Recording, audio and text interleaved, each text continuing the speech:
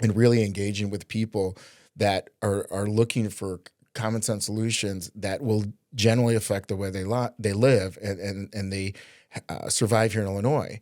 And when Darren and I are talking about policies and we're talking about the ways that we could set different standards and things that we can do to help people thrive and not just survive, it's a very humbling experience.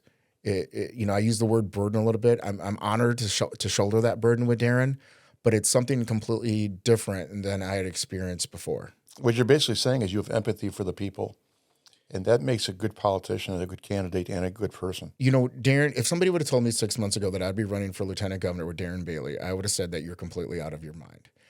Darren lives, in Clay County, south of Effingham. I'm the Cook County Republican chairman. I've lived in the city of Chicago most of my young life, and then my parents were fortunate enough to move me to Palatine, the suburban area where I now reside.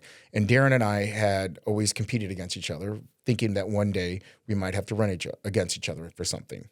Very similar to Donald Trump and Marco Rubio and Donald Trump and J.D. Vance. They didn't just come out and be friends and brothers right out of the gate.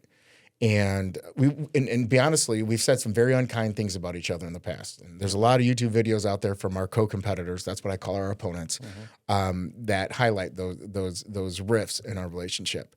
But when Darren and I came together and we sat down and had a true conversation, that was supposed to be for about 45 minutes, the meeting ended up being about 4.5 hours. And we talked about the things that we said about each other. We talked about those issues. We talked about the things that we felt were wrong with Illinois. We talked about our faith, and we talked about our vision for what Illinois could be if we could govern the whole state. Where Darren has a great understanding of that Southern Illinois rural farmer ecosystem, and I understand the urban and suburban areas, not just by residing there, but by serving in public office up here and the issues that are important.